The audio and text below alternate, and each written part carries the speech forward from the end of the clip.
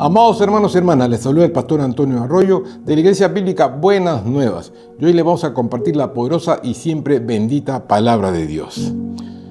Hoy estaremos viendo el misterio número 7 en el diseño del Creador. Acompáñenme al libro de Hebreos, capítulo 1, del 1 al 2. Dice así la santa palabra del Señor.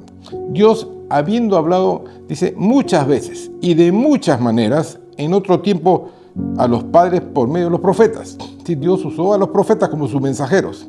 En estos postreros días nos ha hablado por su Hijo. ¿Quién es su Hijo? Jesucristo, a quien constituyó heredero de todo y por quien asimismo hizo el universo. Jesús estuvo desde el inicio en la creación del universo. En Hebreos 11:3 dice, por la fe comprendemos que el universo fue hecho por la palabra de Dios, el verbo, la palabra. De modo que lo que se ve fue hecho de lo que no se veía. En el libro de Efesios, capítulo 1, versículo 10, según la Reina Valera del 1602 purificada, dice que en la dispensación del cumplimiento de los tiempos, Dios ha establecido todo un cronograma de tiempos. Juntaría en uno todas las cosas de Cristo, así las que están en los cielos como las que están en la tierra.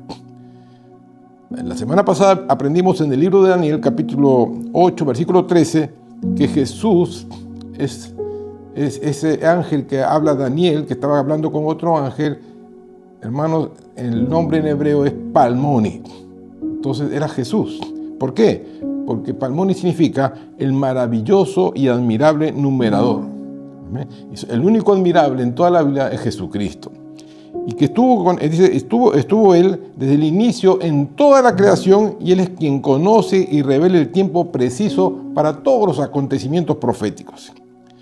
La Biblia, que es la palabra del Señor, nos revela que la creación fue hecha en 7 días de Dios, es decir, 7,000 años. Desde el principio de la creación, Dios estableció un ciclo de 7 días como fundamento del tiempo humano y del orden espiritual.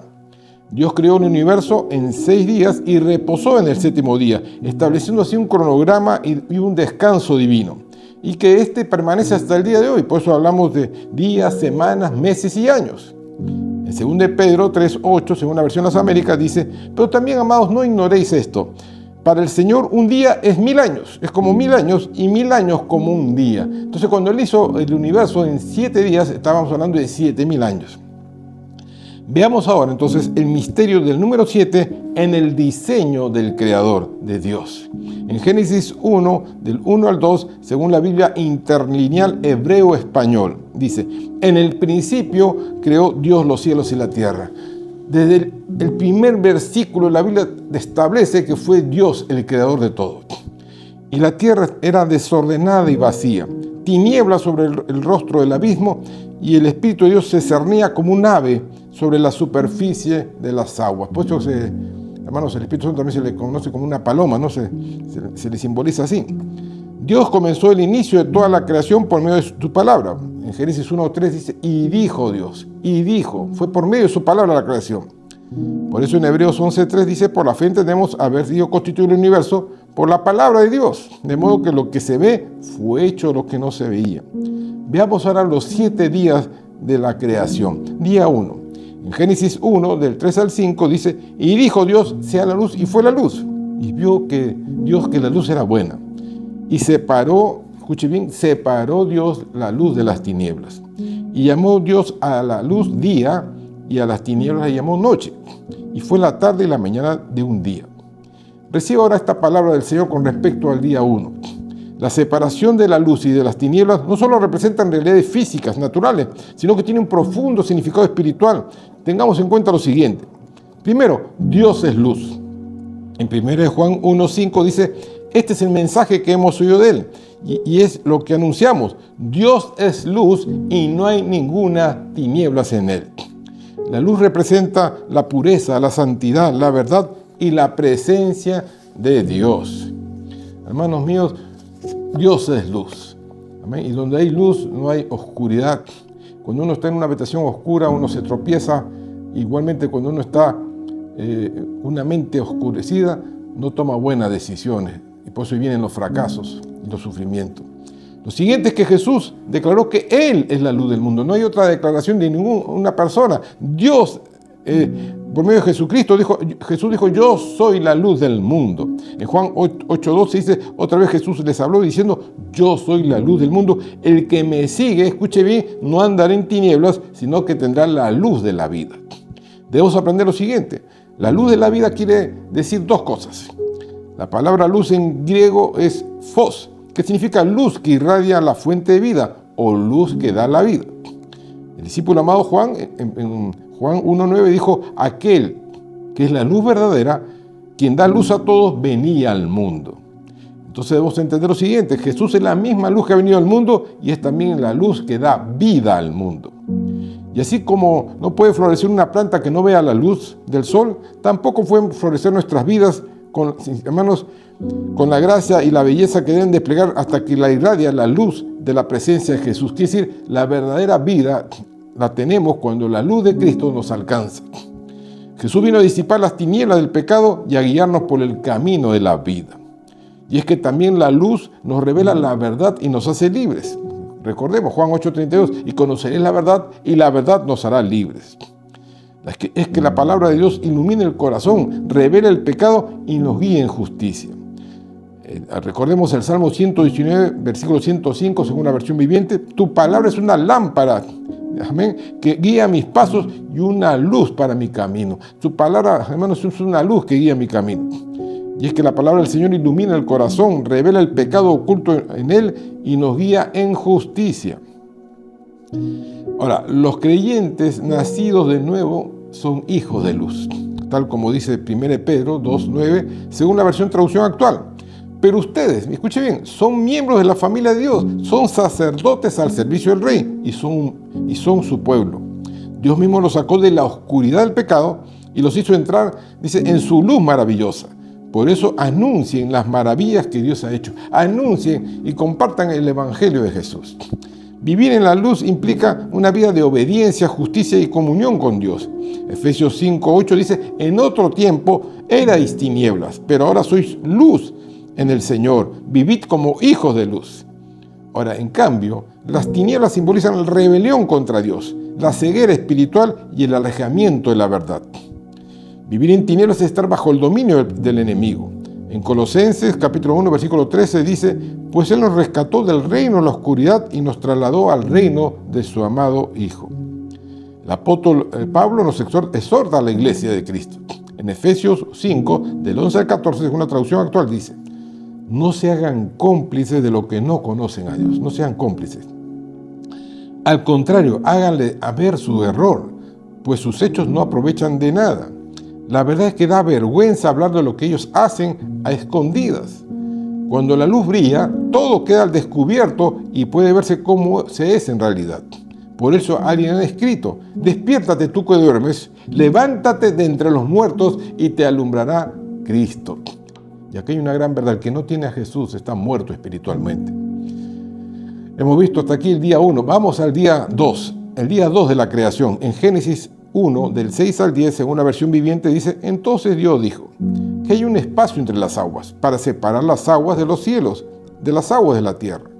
Y eso fue lo que sucedió.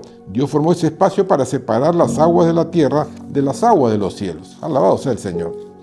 Y llamó al espacio cielo, ¿no? Y hasta ahora se usa esa palabra. Y pasó la tarde y llegó la mañana y así se cumplió el segundo día.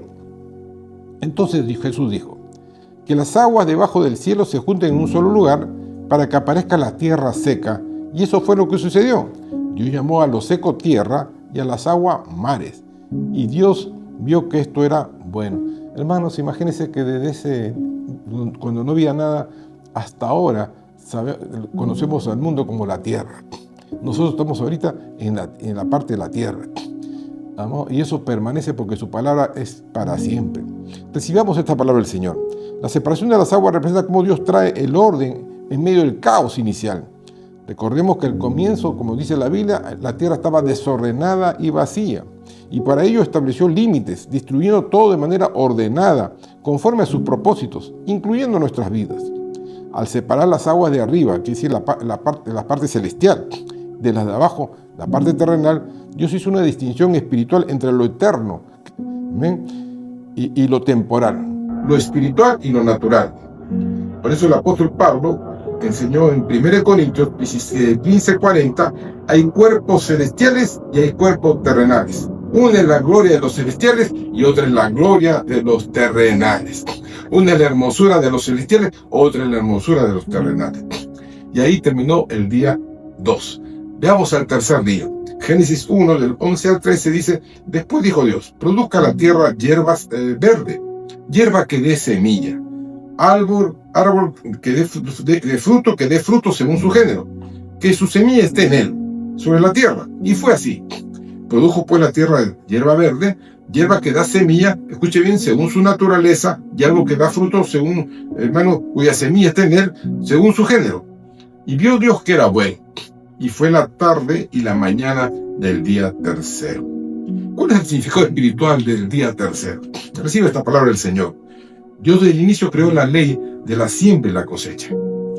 Todo lo que se siembre según su especie, así se da su fruto. Quiere decir, por ejemplo, si plantamos semilla de cebolla, se cosechará cebollas. Y debemos tener en cuenta que siempre la semilla se multiplica. Entonces, según su naturaleza, según su especie, eso producirá. Recordemos que todo lo que el hombre sembrare, eso cosechará. Por eso en Gálatas 6:7 dice, según la traducción actual, no crean ustedes que pueden engañar a Dios. Cada uno cosechará lo que haya sembrado. Hermanos míos, aquí no se trata solamente, muchos piensan que solamente se aplica al ámbito económico. No, es para todo. Todo lo que si nosotros sembramos mentiras, también cosecharemos mentiras. Así que es una ley eterna y espiritual. Vayamos al día cuarto. En Génesis 1, del 14 al 19, dice: dijo luego Dios, haya lumbreras en la expansión de los cielos para separar el día de la noche, y les sirvan de señales, escuche, sirvan de señales para las estaciones, para los días y los años. Y sean por lumbreras en la expansión de los cielos para alumbrar sobre la tierra. Y fue así. E hizo Dios las dos grandes lumbreras, la lumbrera mayor para que señorease en el día y la lumbrera menor para que señorease en la noche. Y hizo también las estrellas. Y las puso Dios en la expansión de los cielos para alumbrar sobre la tierra, y para señorear en el día y en la noche, y para separar la luz de las tinieblas. Y vio Dios que era bueno. Y fue la tarde y la mañana el día cuarto. Reciba esta palabra del Señor. El sol, la luna, las estrellas no solamente fueron creados para marcar el tiempo natural, las estaciones de la tierra, sino también para actuar como señales de cumplimiento profético, ¿no? Y miren, Jesús profetizó acerca de ellos como señales que precederán a su regreso.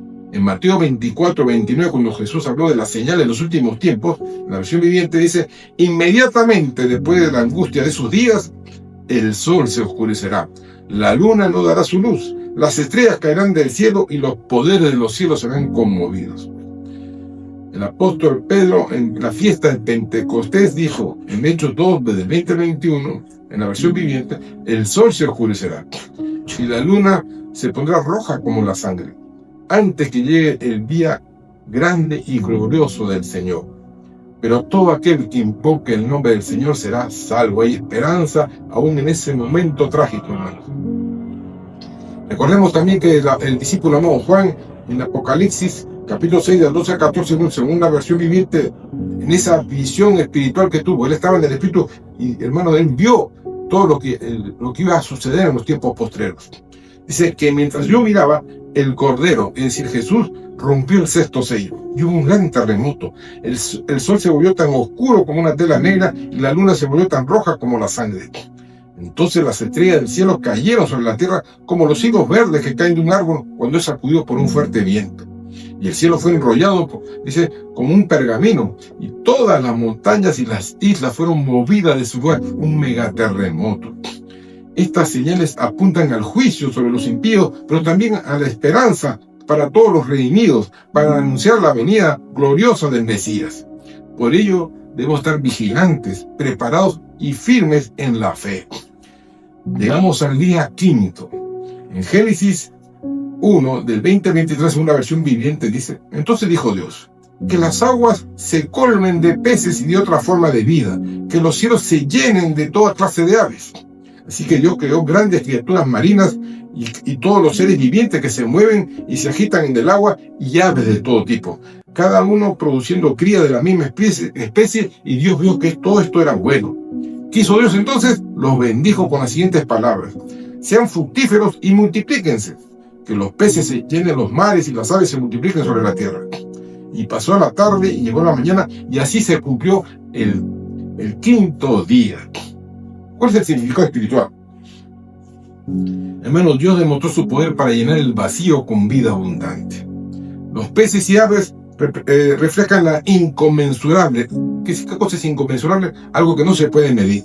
Su inconmensurable creatividad divina y su capacidad para llenar cada espacio del mar y del cielo. ¿Qué nos revela esto Dios? Que Dios llena todas aquellas vidas vacías con un propósito, gozo, abundancia, con el nuevo nacimiento. Ahora también vamos a aprender lo siguiente, que las aguas de la Biblia simbolizan multitudes. Y también recordemos que antiguamente los primeros cristianos usaban el símbolo del pez para identificarse en medio de la gran persecución.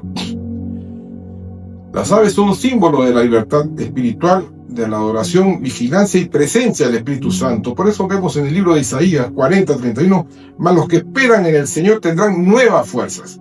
Levantarán alas como las águilas. Nos compara con las aves porque a libertad hemos sido llamados. Correrán y no se cansarán, caminarán y no se fatigarán. Y todo esto nos habla de un orden espiritual. Primero llenó el cielo, que es el ámbito espiritual. Luego el mar, que es la profundidad del alma. Finalmente, que decir, al día siguiente fue la tierra, que es la manifestación visible. Dice que Dios obra de lo invisible hacia lo visible, desde el interior hacia el exterior. Muchas personas viven de apariencia, pero el gran cambio se hace en el interior. Llegamos al día sexto. En Génesis 1, del 24 al 31, según la traducción actual. Dijo entonces Dios: quiero que haya en la tierra toda clase de seres vivos, animales domésticos, animales salvajes, reptiles e insectos. Y al instante se hizo así. Dios hizo los animales salvajes, los animales domésticos, los reptiles, los insectos, y al ver Dios tal belleza dijo: ahora hagamos al ser humano tal como somos nosotros, que domine a los peces del mar y a las aves del cielo, a todos sus animales, y a todos los animales de la tierra, y a todos los reptiles e insectos. Y fue así como Dios creó al ser humano, tal como y es Dios. Los creó a su imagen y semejanza. Creó al hombre y a la mujer. Y Dios le dio esta bendición. Quiero que se reproduzcan, quiero que se multipliquen, quiero que llenen la tierra y la pongan bajo su dominio. Quiero que dominen a los peces del mar y a las aves del cielo y a todos los seres vivos que se arrastran por los suelos. También le dijo Dios: hoy les entrego a ustedes toda planta que da semilla y todo árbol que da fruto, todo esto les servirá de alimento. Pero la hierba verde será para los animales. Y al instante se hizo así. Mientras Dios admiraba la gran belleza de su creación, cayó la noche y llegó la mañana, y ese fue el sexto día. Reciba esta palabra del Señor. El sexto día representa la culminación, el final de la creación, hermano, de la creación natural de Dios, mostrando que el hombre y la mujer son su obra maestra, porque fueron hechos a su imagen y semejanza, distinto a todos los demás seres que había en la tierra, distinto a los peces, a las aves y a todos los animales, seres vivos que están sobre la tierra. El hombre fue hecho a semejanza de Dios, con la capacidad de tener comunión con Él, ejercer autoridad y reflejar su carácter. De hecho, en el libro de Efesios, capítulo 2, versículo 10, según la versión viviente, dice: pues somos la obra maestra de Dios. Hermanos, somos la obra perfecta de Dios. Él nos creó de nuevo en Cristo Jesús, a fin de que hagamos cosas buenas que preparó para nosotros tiempo atrás. Y vio Dios todo cuanto había hecho, y dijo Dios: es que era bueno en gran manera. Y es que Dios se complace en su creación. Tenemos un valor eterno ante Él. Que nadie te menosprecie ni te ponga por debajo de lo que eres. Hermanos, somos hijos de Dios viviente. Somos la obra maestra de Dios. Somos bendecidos por el Señor. Finalmente llegamos al día séptimo, el día 7, que está en Génesis 2, del 1 al 3. Veamos. Génesis 2, del 1 al 3 dice: así pues, fueron concluidos los cielos y la tierra y todo su ornamento. Y acabó Dios en el día séptimo la obra que había hecho, y reposó en él de todo su trabajo. Y bendijo Dios, escuche bien, bendijo Dios el día séptimo y lo santificó, porque en él reposó de toda la obra que había hecho en la creación. Reciba esta palabra del Señor que le va a servir de mucho provecho. El día 7 fue apartado por Dios como un día santo. Es un día que tú se lo dedicas al Creador para adorarlo, para tener comunión con Él en un ambiente familiar. Cuando Dios escogió a Israel como su pueblo escogido, les enseñó en Éxodo 31, del 6 al 17, según la versión viviente, el pueblo de Israel deberá guardar el día de descanso, conmemorarlo de generación en generación en una obligación de pacto para siempre. Vamos a aprender después que Dios hizo 7 pactos con el hombre, ¿no? Y que, hermanos, aquí obligadamente Israel debería guardar el día de reposo, que ellos lo conocen como el Shabbat. Es una señal perpetua de mi pacto con el pueblo de Israel, pues en 6 días el Señor hizo los cielos y la tierra, pero en el 7º dejó de trabajar y descansó. Este fue el pacto que hizo Dios con Israel. Pero ¿qué hay de la iglesia de Cristo? Nosotros que hemos alcanzado la bendición de Dios. A los creyentes, Cristo es nuestro reposo. En Él dejamos nuestras obras para depender de la gracia de Dios.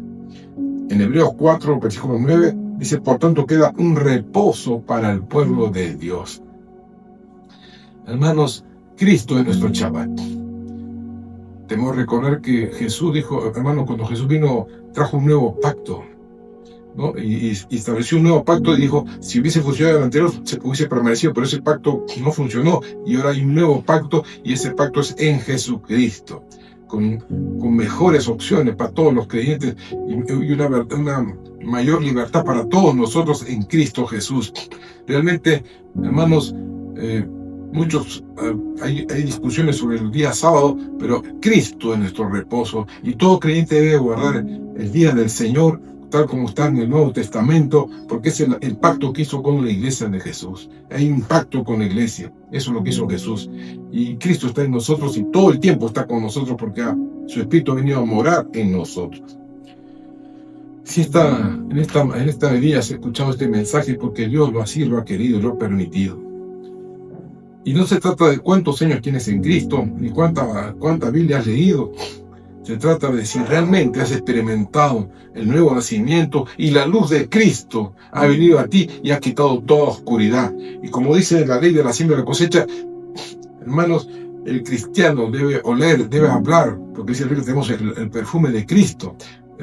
Si esto es así, tus frutos son notorios inmediatamente. Pero si todavía hay oscuridad en tu mente, hay oscuridad en tus hechos, yo te pido que hagas una oración conmigo y te unas con el Creador para que puedas honrarlo y adorarlo y que estemos listos para lo que dice la Biblia cuando ocurran estas señales que se darán en el cielo como muestra de su regreso. Inclina tu rostro, cierra tus ojos, oremos delante de Dios. Padre amado, te damos toda la gloria, honra y alabanza en este día. Gracias por este mensaje que trae luz a mi vida. Te pido perdón por todos mis pecados, por todas mis errores, todas mis faltas, todas mis rebeliones, mi falta de amor, mi indiferencia. Dios, yo creo en ti, creo que Jesús es tu Hijo y vino a este mundo a salvarlo.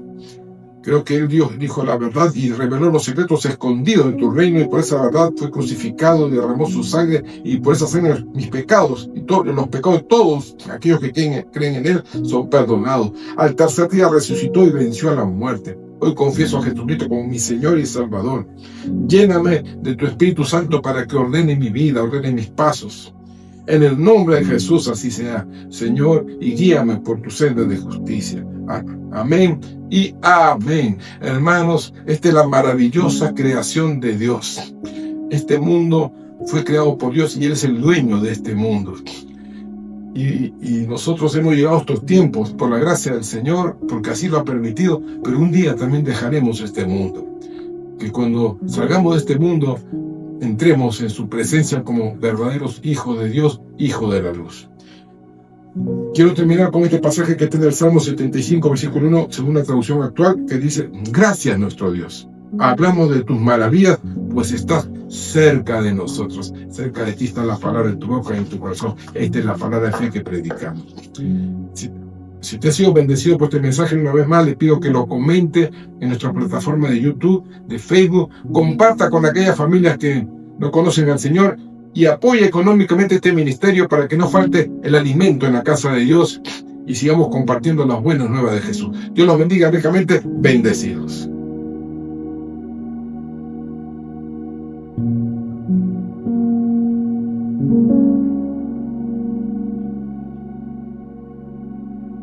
Thank you.